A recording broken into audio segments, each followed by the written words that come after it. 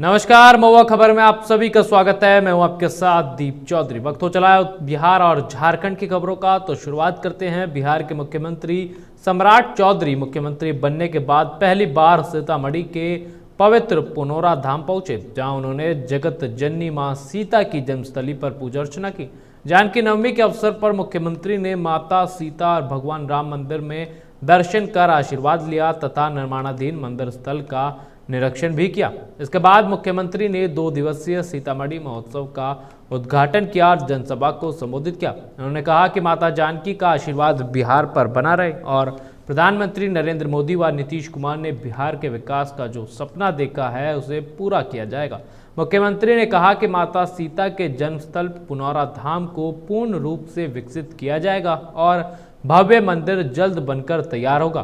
कार्यक्रम में कई वरिष्ठ नेता, प्रशासनिक अधिकारी और बड़ी संख्या में स्थानीय लोग मौजूद रहे।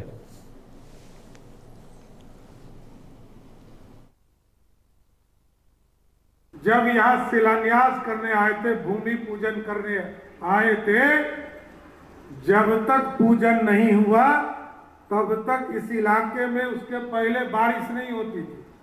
लेकिन जिस दिन मां सीता के मंदिर की पूजा करने आदरणीय गृह मंत्री जी और आदरणीय नीतीश कुमार जी आए थे, जितना देर वो यहां रहे उतना देर बारिश होता ही रहा। साथियों, ये प्रतीक है कि मां सीता के जन्म का भी समय आज से हजारों वर्ष पहले इस इलाके में अकाल पड़ा था और माता जानकी का भी जन्म इसी तरह अकाल के समय जन्म हुआ और इस इलाके में बारिश हुई और खुशहाली फैलाने का काम किया।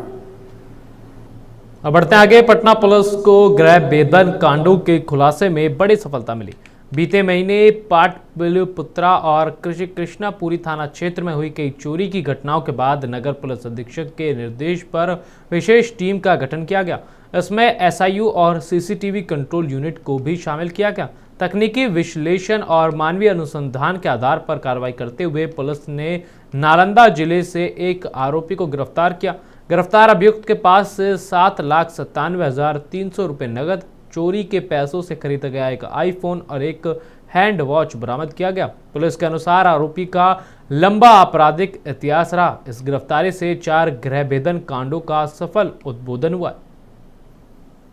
क्षेत्र में एवं एसके थाना क्षेत्र के बड़े अपार्टमेंट कॉम्प्लेक्सेस में पिछले महीने में कुछ चोरियां हुई थी, गृहभेदन होकर चोरी हुई थी, जिसमें कि काफी अमाउंट में कैश और सोना जो है चुरा लिया गया था रात में। इसको जो है उद्भेदन करने के लिए एसआईटी का गठन किया गया था, जिसमें एसडीपीओ लॉ एंड ऑर्डर 2 के अंडर ये टीम गठित की गई थी, जिसमें एसएचओ पाटलिपुत्र एसके इत्यादि और उनकी टीम शामिल है। इन टीमों के द्वारा जो है सीसीटीवी खंगाले जा रहे थे, जिसके क्रम में एक व्यक्ति को पहचाना गया, जिसपे पूर्व में भी आपराधिक इतिहास पाटलिपुत्रा थाना ही क्षेत्र में पाया भी गया। इस व्यक्ति का जो है लास्ट एड्रेस नालंदा में पता होने पर सोसराय में इस पे छापामारी की गई और इसको जो है घर से गिरफ्तार किया गया। इससे पूछताछ की गई कि इसके द्वारा जो है गृहभेदन किया गया उसके बारे में, तो इसने उसको एक्सेप्ट भी किया और जो जितना भी उसने जो चुराया था वो सामान को रिकवर कराने के लिए भी घर पे लेके गया, जिसके क्रम में करीब 8 लाख रुपया कैश और काफी सारा जो है सोना, जिसमें कि एक जोड़ा चांदी का पायल, चांदी जैसी मूर्ति, सिक्का, गले की चेन, सोने की ब्रेसलेट, कड़ा इत्यादि काफी मात्रा में जो है बरामद हुआ है। यह चोर जो है अकेला जो बंद घरों में ये सेंध लगाता था और फिर उसके बाद ये वहां पे ताला तोड़ते हुए चोरी इत्यादि करता था। इस पे अच्छा खासा आपराधिक इतिहास पूर्व का भी पाया गया और अभी भी 4 जो है कांडों में इसकी संलिप्तता। और बढ़ते आगे। भीषण गर्मी और संभावित जल संकट को देखते हुए बिहार का लोक स्वास्थ्य अभियंत्रण विभाग पूरी तरह अलर्ट मोड में आ गया। विभाग के सचिव पंकज कुमार पाल ने सभी क्षेत्रीय पदाधिकारियों की छुट्टियां तत्काल प्रभाव से रद्द करने के निर्देश दिए।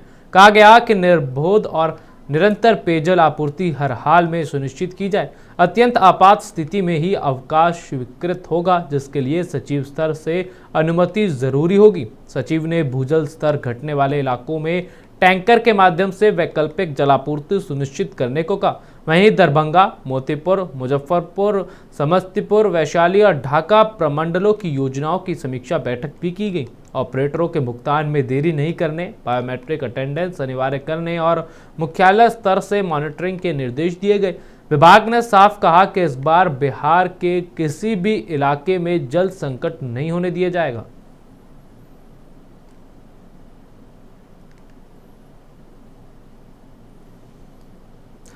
और अब खबर गोपालगंज जिले से, जहां मीरगंज नगर परिषद में आम जनता की सुविधा के लिए लाखों रुपए खर्च कर लगाए गए 5 वाटर कूलर अब बदहाली और भ्रष्टाचार की मिसाल बन गए। भीषण गर्मी में राहगीर और स्थानीय लोग ठंडे पानी के लिए परेशान हैं, जबकि प्रमुख स्थानों पर लगाए गए कूलर खराब होकर शोपीस बने हुए हैं। कहीं नल टूटे हैं, कहीं मोटर बंद है, तो कहीं मशीनों में जंग लग चुका है। स्थानीय लोगों का आरोप है कि घटिया सामग्री और बिना निगरानी के काम कराया गया, जिसकी वजह से कुछ ही दिनों में मशीनें जवाब दे गई। नगरवासियों ने जनप्रतिनिधियों पर भी सिर्फ उद्घाटन और फोटोबाजी करने का आरोप लगाया। गर्मी में पानी के लिए भटक रहे लोगों ने खराब कूलरों की तत्काल मरम्मत, पूरे मामले की जांच और दोषियों पर कार्रवाई की मांग की। अब सवाल है कि क्या योजना सिर्फ कागजों तक सीमित रहेगी या जनता को राहत मिलेगी। लोगों के आम जनता के लिए नगर परिषद द्वारा वाटर कूलर करीब 4-5 जगह करीब 1 से 1.5 करोड़ के लागत से वाटर कूलर लगाया गया था, जो हमको लगता है कि 1 महीने ज़्यादा से ज़्यादा चला होगा, उसके बाद बंद हो गया। बताइए, इस इतनी तेज गर्मी में 40-45 डिग्री का जो ये तापमान है, यहाँ नगर के भी लोग हैं, बाहर से भी लोग आते जाते रहते हैं और पानी के लिए तरस रहे हैं। ये कितने शर्म की बात है, हास्यास्पद है और आश्चर्यजनक चीज़ है। आप देख रहे हैं गर्मी कितनी बीभत्स हो चुकी है, आम जनता कितनी त्राहिमाम कर रही है पानी के बिना, और आप देख रहे हैं कि लाखों रुपया लगा के और मीरगंज में 5-5 जगहों पर ठंडे जल की व्यवस्था पिछले वर्ष की गई थी और काफ़ी उसका ज़ोर शोर से प्रचार भी किया था और पब्लिक ने काफ़ी उस पर खुशी भी जाहिर की थी। और देखिए, ये गर्मी का मौसम करीब 1.5 महीने से एकदम अपने चरम पे पहुंच चुका है और सिर्फ उसको मेंटेन करना है कि आखिर उसमें क्या समस्या है, पानी क्यों नहीं आ रहा है। ठंडे जल की व्यवस्था की गई थी और बड़ा ही दुर्भाग्य है और अत्यंत दुखद है कि अभी तक नगर परिषद मीरगंज के द्वारा इस विषय पर ना कोई पहल की जा रही है, ना कोई प्रयास। का कहे में भैया सर पत्रकार साहब महोदय लोग रहलो से यह कम के मुद्दा के बहुत ज्यादा उठाई लो। ऐसे भीषण गर्मी बा, इतना गर्मी तो हम देखले ना कबो। आई है हमारा मीरगंज में लागल बा 5-7 गो कि 5 गो कि 7 गो बा वाटर कूलर बोलल जाला ओकरा के, ओमे पानिए नहीं निकलत। ई कौन वाटर कूलर ह? 1 करोड़ रुपया मीरगंज में मायने रखेला वाटर कूलर के। 1 करोड़ रुपया लागल बा तो ओकरा के जगह जगह पानी के एथी लगा देले रहता लोग। तो ई कौन और बढ़ते आगे, छपरा शहर के श्री नंदिनुपथ जेपीएम कॉलेज के पास मैसर्स कौशिक एंटरप्राइजेस के नए जियो स्टोर एंड मोबाइल का भव्य उद्घाटन किया गया। इस मौके पर महाराजगंज के सांसद जनार्दन सिंह सिगरीवाल मुख्य अतिथि के रूप में मौजूद रहे। सांसद ने फीता काटकर स्टोर का उद्घाटन किया और इस नई शुरुआत के लिए संचालकों को शुभकामनाएं दी। उद्घाटन समारोह में बड़ी संख्या में स्थानीय लोग, व्यापारी और गणमान्य व्यक्ति शामिल हुए। कार्यक्रम में दिवाकर तिवारी, राजीव कुमार, राजन चौहान, परिणव कुमार कौशिक समेत कई प्रमुख लोग उपस्थित रहे।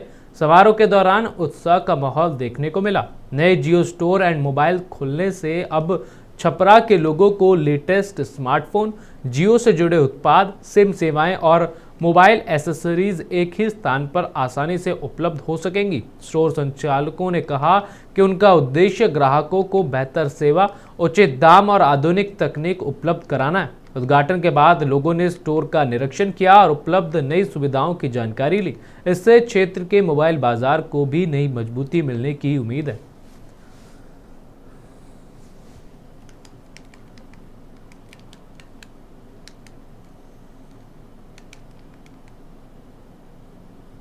और अब खबर आरा से, जहां आयोजित प्रेस वार्ता में आरा की पूर्व सांसद मीना सिंह ने महिलाओं के राजनीतिक सशक्तिकरण पर केंद्र सरकार की पहल को ऐतिहासिक बताया। भारतीय जनता पार्टी महिला मोर्चा द्वारा उनके आवासीय कार्यालय में आयोजित कार्यक्रम में उन्होंने कहा कि प्रधानमंत्री मोदी द्वारा लगाया गया नारी शक्ति वंदन अधिनियम महिलाओं को लोकसभा और विधानसभाओं में 33% आरक्षण देने की दिशा में बड़ा कदम है। उन्होंने कहा कि यह पहल केवल कानून नहीं बल्कि करोड़ों महिलाओं के लंबे समय से संजोए सपनों को साकार करने का प्रयास है, जो राजनीति की मुख्य धारा में भागीदारी चाहती रही हैं। मीना सिंह ने आरोप लगाया कि कांग्रेस, राजद, सपा और तृणमूल कांग्रेस जैसे विपक्षी दलों ने इस कदम का विरोध कर महिलाओं के सशक्तिकरण में बाधा डाली।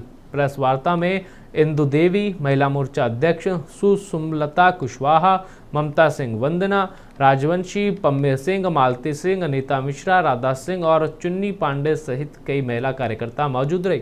वक्ताओं ने महिलाओं की राजनीतिक भागीदारी बढ़ाने के लिए इस कानून को मील का पत्थर बताया। देखिए, ये विपक्षी दलों का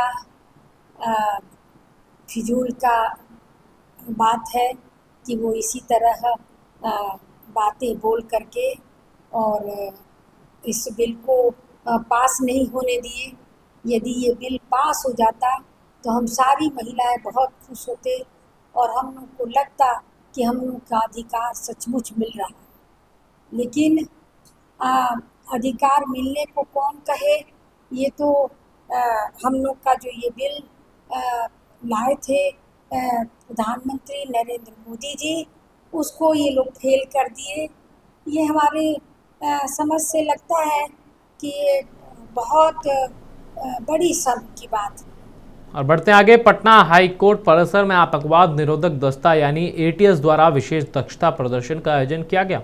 इस कार्यक्रम में पटना हाई कोर्ट के माननीय मुख्य न्यायाधीश, अन्य न्यायाधीशगण और एटीएस के वरीय अधिकारी मौजूद रहे। आयोजन का उद्देश्य एटीएस की परिचालन क्षमता, त्वरित कार्रवाई और आधुनिक सुरक्षा उपकरणों के इस्तेमाल का प्रदर्शन करना था। कार्यक्रम के दौरान बंधक संकट से निपटने, बम निरोधक प्रक्रिया और हथियारबंद आतंकियों के खिलाफ कार्रवाई की मॉक ड्रिल प्रस्तुत की गई। एटीएस जवानों ने तेजी, समन्वय और आधुनिक तकनीक के साथ सुरक्षा अभियान का लाइव प्रदर्शन किया। इस तरह के आयोजन से न्यायालय परिसर की सुरक्षा व्यवस्था को परखने, आपात स्थिति में प्रतिक्रिया क्षमता बढ़ाने और न्यायिक अधिकारियों को एटीएस की तैयारियों से अवगत कराने में मदद मिलती है। सुरक्षा एजेंसियों की मुस्तैदी ने सभी का ध्यान आकर्षित किया।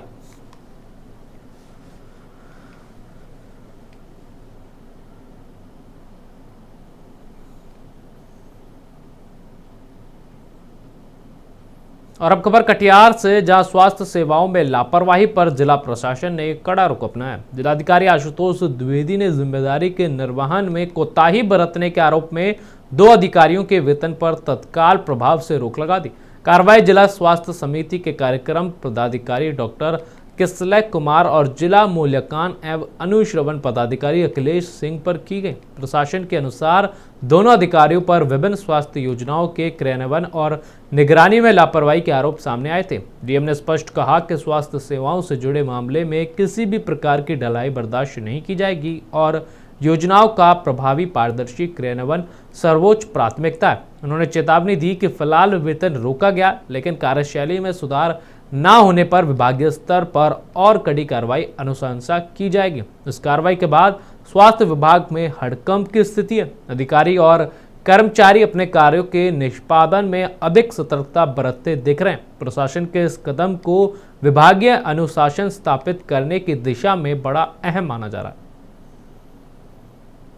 जो सजगता हुई थी वो परिलक्षित नहीं हुई थी, जिसके कारण स्थितियां असहज हो गई। इस कारण से डीपीएम हेल्थ और डीएमएनडी जो है हेल्थ स्वास्थ्य विभाग के, उनके वेतन को तत्काल अवरुद्ध करते हुए उनको स्पष्टीकरण किया गया है और अगर उनकी क्रियाकलाप और उनके काम करने के तरीके में सुधार नहीं होता तो अग्रतर कड़ी कार्रवाई करने की विभाग से कोशिश की जाएगी। हम लोग का शुरुआत से हम इस चीज़ के लिए बहुत कटिबद्ध हैं कि जो ऐसी चीज़ें जो लोगों के जीवन को प्रभावित करती हैं, चाहे स्वास्थ्य विभाग हो चाहे अन्य विभाग हो, उसमें किसी प्रकार की काम में डेरेलिक्शन ऑफ ड्यूटी नहीं स्वीकार की जाएगी। आगे भी कार्रवाइयाँ की गई हैं और जब तक स्थिति नहीं सुधरती तब तक हम लोग इसके पीछे लगे। और बढ़ते आगे, सीतामढ़ी में बढ़ती चैन स्नैचिंग की घटनाओं के बीच पुलिस को बड़ी सफलता मिली है। एसपी के निर्देश पर गठित विशेष टीम ने 24 अप्रैल को शिवहर मोड़ डुमरा थाना क्षेत्र के पास चोरी की मोटरसाइकिल के साथ मुन्ना कुमार को गिरफ्तार किया।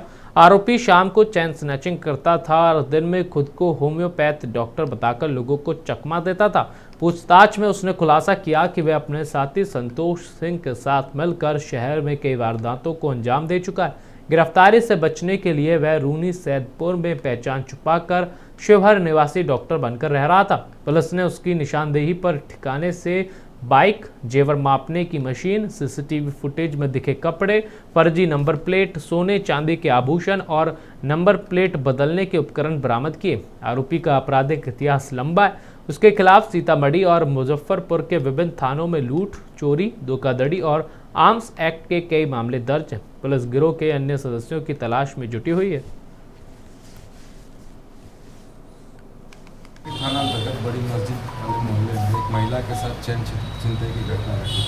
इसका सोशल मीडिया में वीडियो वायरल है। इस मामले को संज्ञान लेते हुए पुलिस अधीक्षक महोदय द्वारा एक SIT टीम का गठन किया गया था, जो अनुमंडल पुलिस पदाधिकारी सीतामढ़ी सदर वन के नेतृत्व में किया गया था और उसे 24 घंटे के अंदर कांड का उद्भेदन करने का लक्ष्य लिया।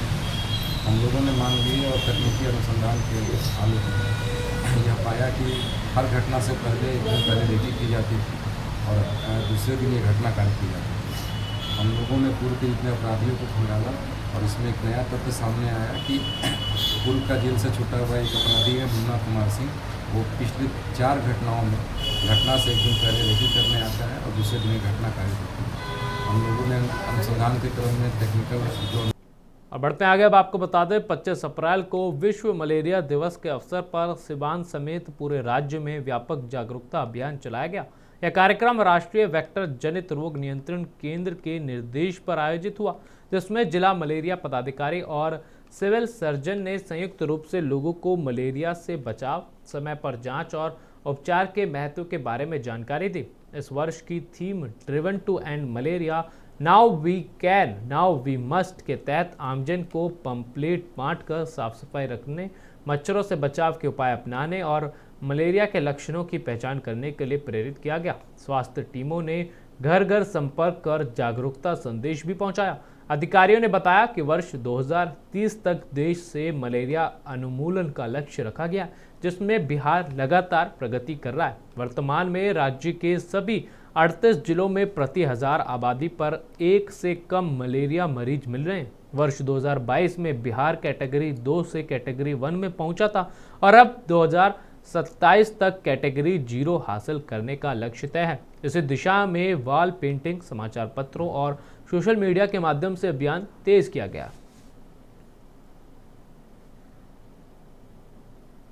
आज सभी जगह जैसे जिला अस्पताल में हम लोग मलेरिया दिवस के उपलक्ष्य में सिविल सर्जन के माध्यम से हम लोग कर रहे हैं, अवेयरनेस का काम कर रहे हैं और इसका निर्देश सभी PSC सब डिविजनल हॉस्पिटल और हेल्थ एंड वेलनेस सेंटर तक चला गया है कि आज विश्व मलेरिया दिवस मनाया जाए, लोगों को अवेयरनेस किया जाए और सभी जगह है ना अधिक से अधिक जांच की व्यवस्था भी है, जांच किया जाए ताकि लोगों को ये जानकारी मिल सके कि हम मलेरिया है या। सिवान में विश्व मलेरिया दिवस मनाया जा रहा है और इसको लेकर सिवान में जागरूकता कार्यक्रम का आयोजन किया गया है। सिवान शहरी क्षेत्र से लेकर ग्रामीण क्षेत्रों के तमाम PSC एवं अन्य छोटे जो अस्पताल है वहाँ पे सरकार के द्वारा जागरूकता कार्यक्रम का आयोजन किया जा रहा है और अपील की जा रही है कि आप इस बीमारी को हल्के में ना लें और थोड़ी भी अगर शक होती है, आपको बुखार, ठंड लगना या किसी भी तरह की समस्याएं होती हैं, तुरंत आकर अस्पताल में जांच कराएं। ये जांच बिल्कुल मुफ्त है और इलाज भी मुफ्त है। ऐसी अपील यहाँ के सिविल सर्जन और मलेरिया पदाधिकारी ने की है। सिवान से महुआ खबर के लिए आकाश। सिवान में विश्व मलेरिया दिवस मनाया जा रहा है। बढ़ते आगे, शेखपुरा में भीषण गर्मी और लू ने जनजीवन को पूरी तरह प्रभावित कर दिया। जिले का अधिकतम तापमान 42 डिग्री सेल्सियस दर्ज किया गया, जिसके बाद सरकारी और निजी अस्पतालों में लू तथा डिहाइड्रेशन के मरीजों की संख्या तेजी से बढ़ी है। हालात को देखते हुए स्वास्थ्य विभाग अलर्ट मोड में आ गया। अपर मुख्य चिकित्सा पदाधिकारी डॉक्टर अशोक कुमार ने बताया कि जिले के सभी सरकारी अस्पतालों में लू और डिहाइड्रेशन से बचाव के लिए कुल 52 बेड का विशेष वार्ड बनाया गया। शेखपुरा, अरियारी, घाट कुसुम्बा और चेवाड़ा PHC में 5-5 बेड, शेखपुरा सराय में 2 बेड, बरबीघा रेफरल अस्पताल में 20 बेड और सदर अस्पताल में 10 बेड आरक्षित किए गए। अस्पतालों में ORS और जीवन रक्षक दवाओं का पर्याप्त भंडार रखा गया। सरकारी स्कूलों और आंगनबाड़ी केंद्रों में भी ORS पैकेट भेजे गए हैं। मौसम विभाग ने जिले को येलो अलर्ट पर रखा है और अगले 3 से 4 दिनों तक राहत के आसार नहीं है। स्वास्थ्य विभाग ने लोगों से धूप में बाहर निकलने से बचने, सूती कपड़े पहनने और बार बार पानी पीने की अपील की है। स्वास्थ्य विभाग शेखपुरा स्वास्थ्य विभाग पूर्ण रूप में सजग है। विगत हमारा 20 दिन पहले से ही पूरे जिला में हीट वेव से जूझने के लिए हम लोग सभी तरह का तैयारी कर चुके हैं, जिसमें कि हमारा है जिला में सदर अस्पताल में हीट वेव वार्ड एसी लगा हुआ सुसज्जित है 10 बेड, बरबीघा में 20 बेड और हर एक पीएचसी में 5-5 एसी लगा हुआ हमारा हीट वेव वार्ड बना हुआ है। सभी जगह ओआरएस हमारा जितना HWC 86 है सभी जगह और उपकेंद्र में सभी जगह ओआरएस एवं सभी तरह का दवा हीटवेव से जूझने के लिए सभी जगह उपलब्ध करा दिया गया है। जिला पदाधिकारी महोदय के आदेशानुसार सभी केंद्र पर सभी डॉक्टर और इसका टीम बना दिया गया है। एक खबर धनबाद जिले से, जहां बागमारा इलाके में पुरानी रंजिश ने दिन दहाड़े गलियों की गूंज में बदलकर दहशत फैला दी। घटना बरोरा थाना क्षेत्र के बरोरा डुमरा मुख्य मार्ग पर माथा बांध ग्राउंड के पास हुई, जहां बदमाशों ने खुलेआम 7 से 8 राउंड फायरिंग की। जानकारी के अनुसार 4 बाइक पर सवार करीब 8 हमलावरों ने प्योर बरोरा निवासी रविंद्र चौहान को निशाना बनाया। फायरिंग के दौरान एक गोली उनके पैर के अंगूठे को छूते हुए निकल गई, जिससे वे बाल बाल बच गए। हालांकि वे घायल हो गए। उन्हें तुरंत बागमारा अस्पताल भेजा गया, जहां उनकी हालत खतरे से बाहर बताई जा रही है। घायल रविंद्र चौहान ने गौरव चौहान समेत कई लोगों पर जानलेवा हमले के आरोप लगाए। घटना की सूचना मिलते ही बागमारा और बरोरा थाना पुलिस मौके पर पहुंची। क्षेत्र की घेराबंदी कर जांच शुरू कर दी गई है। पुलिस ने घटनास्थल से घायल की बाइक बरामद की और हमलावरों की तलाश में छापेमारी जारी है। लगातार बढ़ती आपराधिक घटनाओं ने इलाके में सुरक्षा व्यवस्था पर सवाल खड़े कर दिए, जबकि पुलिस ने जल्द आरोपियों की गिरफ्तारी का दावा किया। तो फिलहाल इस बुलेटिन में बस इतना ही। देश दुनिया की तमाम खबरें जानने के लिए देखते रहे महुआ खबर। धन्यवाद।